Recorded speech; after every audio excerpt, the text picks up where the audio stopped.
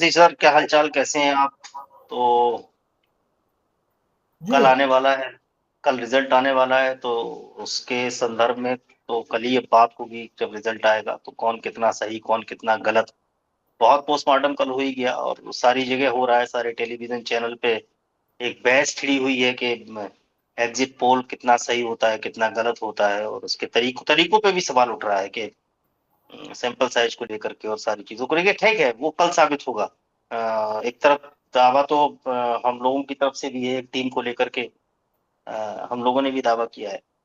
लेकिन इन सबके बीच में चलते चुनाव में शशि भाई एक सवाल बड़ा खड़ा हो रहा है इलेक्शन कमीशन की साख को लेकर के पिछले कुछ दिनों से, और खासतौर से 2014 के चुनाव के बाद जो एक दौर चला और पूरे देश में एक पार्टी की लहर चली, और एक पार्टी की लहर बिल्कुल सिमटती चली गई और हवा भी नहीं रह गई। तब ये चुनाव आयोग के ऊपर बड़ा सवालिया निशान है, और हर चुनाव में इस चुनाव आयोग कटघरे में रहता है। तो इसको लेकर के थोड़ा चर्चा करना बहुत जरूरी है कि दुखद क्या। है, ये बहुत दुखद है कि चुनाव आयोग को जब से हम लोगों ने देखना, जानना, समझना शुरू किया, खास करके टीएन सेशन के जमाने से, जब पहली बार बिहार में चुनाव तब हुआ, से लोग जाने तभी है, उससे पहले लोग जानते भी नहीं थे कि चुनाव जानते आयोग जैसा कोई आयोग है जो चुनाव कराता है कैंडिडेट। जन वो जन तो लोग तब लोगों के दिमाग में धारणा थी सरकार चुनाव कराती है, उसके बाद ये चेचिन के बाद पता चला कोई आयोग है वो।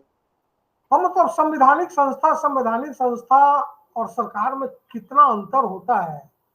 मतलब इसको एक डेमोक्रेसी में हम लोग ऐसे देखते हैं और मानते हैं कि जो जो कॉन्स्टिट्यूशनल ऑर्गेनाइजेशन है, उसके आगे सरकार नाम की संस्था कुछ होती नहीं है असल में।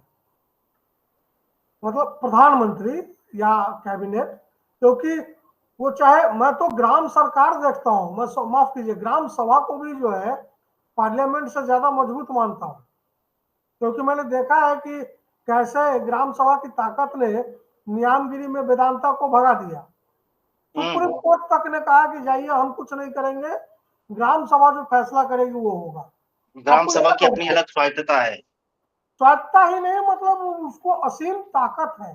दिस इज हाँ, द स्वायत्तता का मतलब ये है कि वो स्वतंत्र है और अपने निर्णय ले सकती है, जो सबसे छोटी पंचायत भले ही है लेकिन स्वतंत्र पंचायत है। और वो द लोएस्ट, मतलब सबसे छोटा स्मॉलेस्ट यूनिट हमारे डेमोक्रेसी का ग्राम सरकार, माफ कीजिए फिर मैं ग्राम सरकार बोल रहा हूँ, ग्राम सभा है।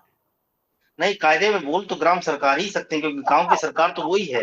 गांव के लोगों के द्वारा चुनी हुई सरकार है, गांव के लोगों के लिए वो सरकार है, तो ग्राम सरकार हो सकता है, बोल सकते हैं। लेकिन एक चीज और है, तो बड़ा इंटरेस्टिंग आप मोड़ पे ले आके खड़ा कर दिया आपने इसको, कि ये तो प्रधानों को भी अपनी ताकत नहीं मालूम। जो ग्राम प्रधान होते हैं, सभा का जो मुखिया होता है, उसको भी अपनी ताकत का नहीं एहसास नहीं मालूम, होता कि हमारे नहीं मालूम। पास।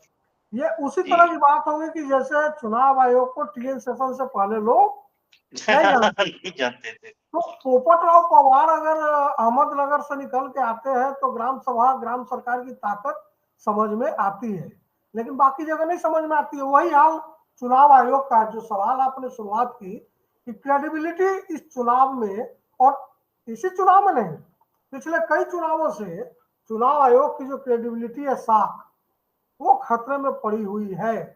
जिसकी बात राहुल गांधी ने भी बार बार की है कि संवैधानिक संस्थाओं की जो है वो बहुत सोच समझ कर उनको, हत्या तो मैं शब्द इस्तेमाल नहीं करूंगा, लेकिन उनको पंगु बनाने का, उनको इनएक्टिव नहीं, हम बनाने और का। आप नहीं कर सकते, लेकिन कल अखिलेश यादव ने तो उसका नेता प्रयोग हम कर लिया। वो नेता लोग हैं, वो कर सकते हैं, ये बात ठीक है, लेकिन हाँ, मैं शब्द का नहीं कर प्रयोग हुआ सकता, है। जी। मैं नहीं कर सकता, मैं करूंगा भी नहीं, क्योंकि वो बहुत ज्यादा अनडेमोक्रेटिक हाँ, नहीं, हम लोग कर नहीं सकते, लेकिन मैं ये कह रहा हूँ शब्द का भी प्रयोग हो गया है इस राजनीति हो में गया नेताओं के हो द्वारा। गया, मैं मतलब वही ये कह बड़ा रहा चिंता हूँ। का विषय है। ये चिंता का विषय है। और जो आपने पहला सवाल उठाया ना, क्रेडिबिलिटी, ये चुनाव आयोग का ही क्रेडिबिलिटी नहीं।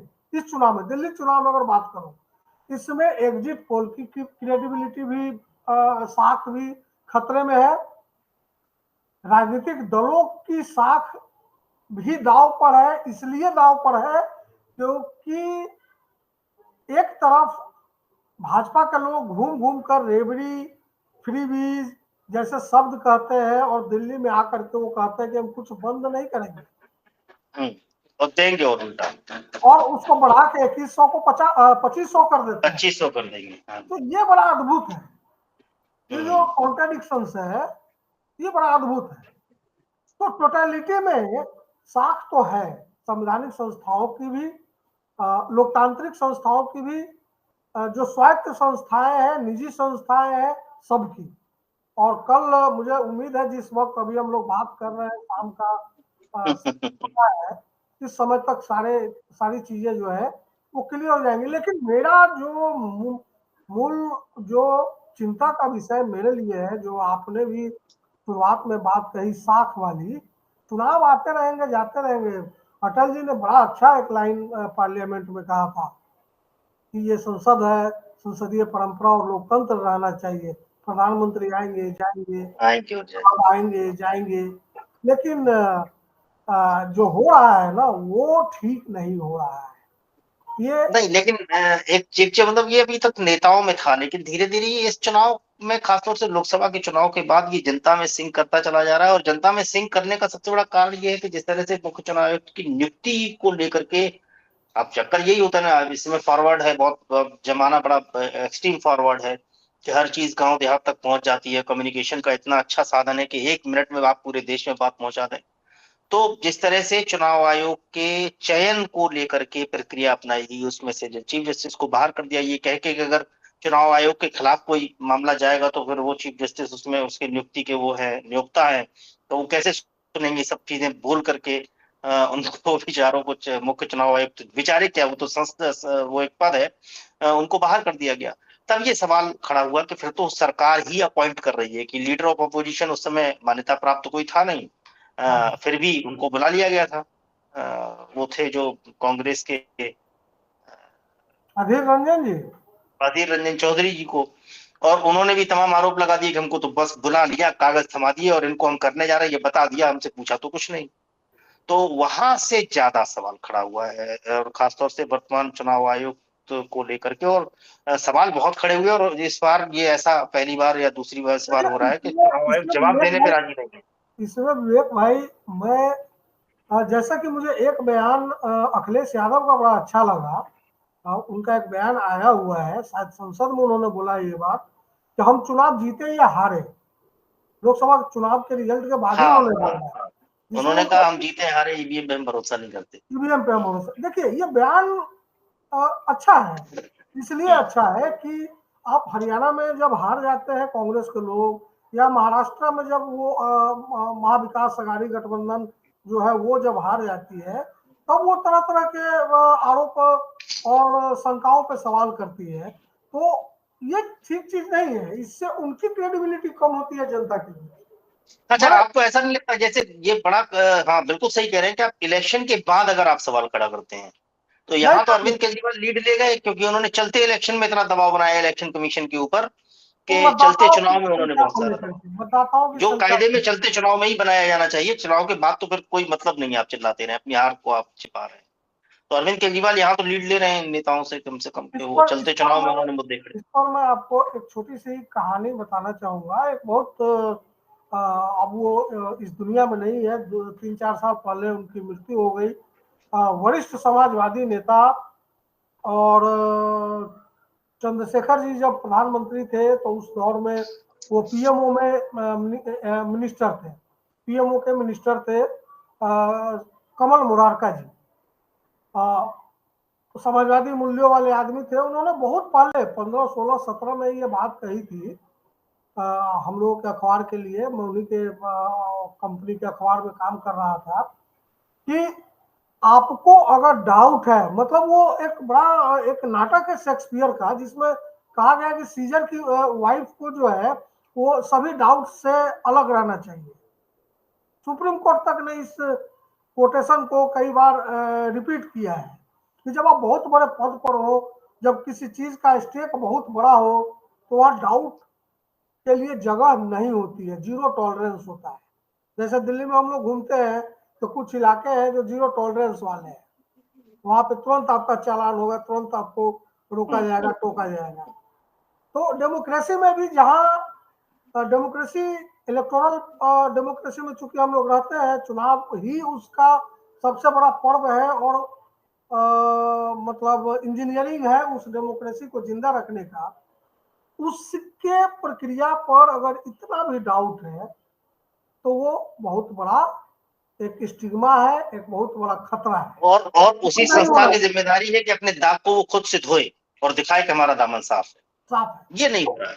उन्होंने ये कहा था, कमल मुरारका जी ने ये कहा था, और ये खुलेआम बड़े मतलब ओपनली बोलने वाले लोग थे, वैसे नेता अब नहीं है, बहुत कम लोग होंगे शायद, कि अगर आपको इतना भी डाउट है तो आप चुनाव मत लड़िए। और चुनाव नहीं लड़ करके या लड़ करके, अगर आप चुनाव लड़ते हैं, हारते हैं, फिर कहते हैं कि ईवीएम खराब था, ये खराब था, वो खराब था, तो आप उनको कॉन्स्टिट्यूशनल वैलिडिटी क्यों देते हैं जीतने वाले को? आप मत दीजिए। आप कहिए कि जब बिल्कुल। तक आप कहिए कि जब तक बैलेट बॉक्स नहीं आएगा हम चुनाव नहीं लड़ेंगे। ये बात मैंने कांग्रेस के मेरे एक मित्र हैं, राष्ट्रीय प्रवक्ता है, मैंने उनसे जब ये बात कही कि उनको कोट करते हुए, तो उनका ये मानना था, और मैं पर्सनली ये मानता हूं कि कहीं भी डाउट हो तो ये फॉर्मूला यूज किया जाना चाहिए जो स्वर्गीय कमल मुरारका जी ने कहा है। तो उनका ये कहना था कि अरे शशि भाई आप जानते नहीं कि लैटिन अमेरिका में या चीन में सत्ताधारी दल जो है अपने ही लोगों का दल बना के, और मैंने कहा ठीक बात है, ये अपोजिशन होता लाते है हैं। ऐसा, लेकिन हिंदुस्तान में भी ऐसा हो जरूरी नहीं है। हिंदुस्तान का जो डेमोक्रेटिक कैरेक्टर है नहीं वो सची भाई, लेकिन एक सवाल तो खड़ा हो ही जाता है, मतलब एक एक मन में विचार जैसे मेरे आ रहा है तो ऐसे लोगों के मन में विचार रहेगा, और ये एक हो भी सकता है, संभावना बन सकती है कि जो एनडीए के घटक दल हैं उन्हीं को वो सब मिल के चुनाव लड़े, बाद में कुछ अपोजिशन में रहे, कुछ गवर्नमेंट बना ले। नहीं नहीं नहीं नहीं, ये देखिए यही यही बात उन्होंने भी कही थी, लेकिन मेरा स्पष्ट मानना है कि इंडिया का जो डेमोक्रेटिक स्ट्रक्चर है वो दुनिया के बाकी देशों से बहुत अलग है। आप उसको बेहतर जानते हैं, मुझे बताने की जरूरत नहीं है। यहाँ अगर कोई सत्ताधारी दल कोई भी इस तरह का कृत्य अगर करना चाहेगा तो ये मुझे लगता है बहुत समय तक टॉलरेट नहीं किया जा सकेगा। देखिए बहुत अंतर नहीं हुआ 2019 और 2024 के लोकसभा चुनाव का परिणाम अगर आप देखेंगे तो कांग्रेस 44 से 99 आई है ना। तो जी। इसका मतलब है कि इस पूरे इलेक्टोरल प्रोसेस में लोग हैं उस तरह के जो कुछ हद तक मेरी तरह भी सोचने वाले हैं कि है। नहीं विपक्ष होना चाहिए, विपक्ष मजबूत होना चाहिए, सरकार भले किसी की हो। तो ये डर आप क्या कर पाएंगे? आप विपक्ष के तौर पे तो सारे हथकंडे अपना चुके हैं, कुछ असर तो हो नहीं रहा है। हाँ, बैटल फील्ड में जरूर आप जीत जाते हैं, लेकिन अगर इस तरह की चीजें हैं और दिक्कतें हैं, अगर आपको डाउट्स है जैसा राहुल गांधी ने जताया, शिवसेना के लोगों ने जताया, और इवन एनसीपी के आज आज देखिए ना, आज एनसीपी लेकिन आज प्रेस राहुल गांधी कॉन्फ्रेंस है। तो प्रेस कॉन्फ्रेंस है, पता नहीं क्या कहने वाले हैं वो लोग। लेकिन अगर आपको डाउट है कुछ है तो अगर कोर्ट से मामला जो है सो वो तो कम से कम चुनाव के बाद में चिल्लाने से तो कोई मतलब कोई हल होता मतलब नहीं नहीं है, है। कोई मतलब नहीं है। लेकिन शशि भाई मैं फिर कहूंगा चलते चलते कि लोगों के मन में भी ये बात उठ तो रही है कि कुछ तो होशियारी है जिसकी पर्दादारी है। पर्दादारी तो है। पर्दादारी तो है। तो ठीक है। क्योंकि कल चुनाव का परिणाम आएगा, जी, उससे पहले एक ये बात भी करना जरूरी था कि चुनाव आयोग पे चूंकि सवाल खड़े हो रहे हैं, और इसलिए भी और दो सवाल, चीजें मैं इसमें दो चीजों में अंतर करना चाहता हूँ करना, मैं मतलब मैं सिर्फ बोल दूं कि सवाल सिर्फ कल के चुनाव का या परिणाम का या वो नहीं है, एग्जिट पोल का नहीं है कि कोई एग्जिट पोल कर ले और किसी को जिता दे किसी को। सवाल है प्रोसेस का, सवाल है डेमोक्रेटिक प्रोसेस। वैल्यू का, सवाल है दूसरा, उसकी क्रेडिबिलिटी का। वो बात ठीक है, लेकिन साथ में सवाल ये भी है कि जो विपक्षी पार्टियां हैं उनका रोल क्या है इस मौके पे। क्या आप जब इलेक्शन लड़ने जाते हैं तब आप बोलते नहीं, और इलेक्शन हारने के बाद आप बोलते हैं, इससे क्रेडिबिलिटी विपक्ष की डाउन होती है। अरविंद केजरीवाल को मैं इसका श्रेय इसलिए और देता हूं कि उन्होंने चलते चुनाव में जिस तरह से दबाव बनाया इलेक्शन कमीशन के ऊपर, और मुझे लगता है बहुत हद तक उन्होंने बहुत सारी जो गड़बड़ियां हो सकती थी उनको रोक भी लिया, भले ही फिर भी कुछ रहा हो न रहा हो, लेकिन बहुत सारी गड़बड़ियों को रोक लिया कि इलेक्ट जो वोटर लिस्ट है उसको लेकर के सफाई देनी पड़ी उसको चुनाव आयोग को। फिर उनको कहना पड़ा कि जहां जहां गड़बड़ हो रहा है, उन्होंने तमाम सारी वीडियोस वगैरह आए सामने जो पैसे बांटते हुए प्रवेश वर्मा है जो भी, तो इलेक्शन कमीशन को थोड़ा सा रिएक्ट करना पड़ा। वो चलते इलेक्शन में अगर आप दबाव बनाएंगे तो फायदा मिलेगा, इलेक्शन हो जाने के बाद रोने से कोई फायदा नहीं है। कल हम लोग फिर मिलेंगे शाम को 8 बजे चुनाव नतीजे आने के बाद, इसका विश्लेषण करने के लिए कि दावे कहां तक और कैसे आगे बढ़े। हम लोग बिहार चुनाव पे भी बात करेंगे, क्योंकि इसके बाद अगला चुनाव बिहार है, बिहार पे जरूर डिस्कस जरूर। स्टार्ट करेंगे, देश की राजनीति में बात करते ही रहेंगे। तो बिल्कुल। इंतजार करिए कल तक के लिए, फिर मिलते हैं, तब तक नमस्कार। नमस्कार।